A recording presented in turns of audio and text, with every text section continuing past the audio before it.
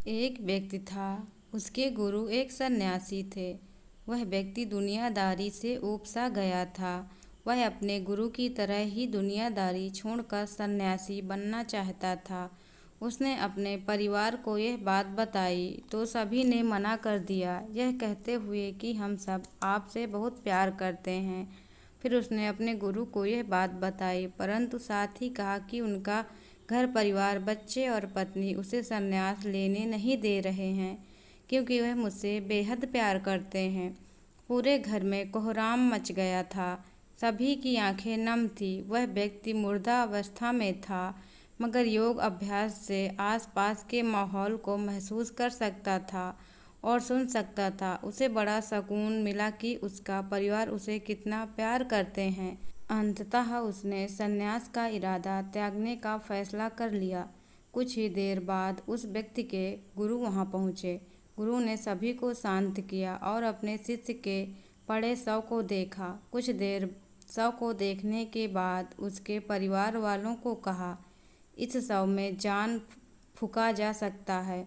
इस व्यक्ति को मैं अपनी विद्या से जिंदा कर सकता हूँ। यह बात सुनकर घर के सभी लोग बहुत खुश हो गए। सभी को एक उम्मीद की किरण नजर आ रही थी। फिर सभी ने उस सन्यासी से कहा, तो आप यह काम जल्द से जल्द करिए। इस पर उस सन्यासी ने कहा, एक समस्या है।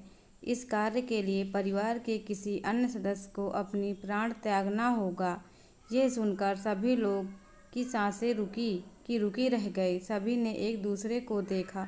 सन्यासी ने परिवार के सभी सदस्यों के एक एक कर पूछा, पर किसी ने हाँ नहीं कहा। सभी ने अपनी जान की जरूरत बताई और अपनी जिम्मेदारी भी। सन्यासी ने फिर उस व्यक्ति के पत्नी से कहा, अगर यह नहीं रहे तो तुम कैसे जियोगी? उसकी पत्नी ने तुरंत जवाब दिया, मैं इनके बगैर भी जी लूँगी। गुरु ने उस व्यक्ति के बच्चों से भी यही सवाल किया। उनका भी जवाब ना ही था। फिर यही सवाल उस व्यक्ति के माता पिता से किया। उनका भी जवाब एक ही था। इसके बाद गुरु उस व्यक्ति के शव के पास आए और बोले, हे व्यक्ति, तुम उठ खड़े हो जाओ।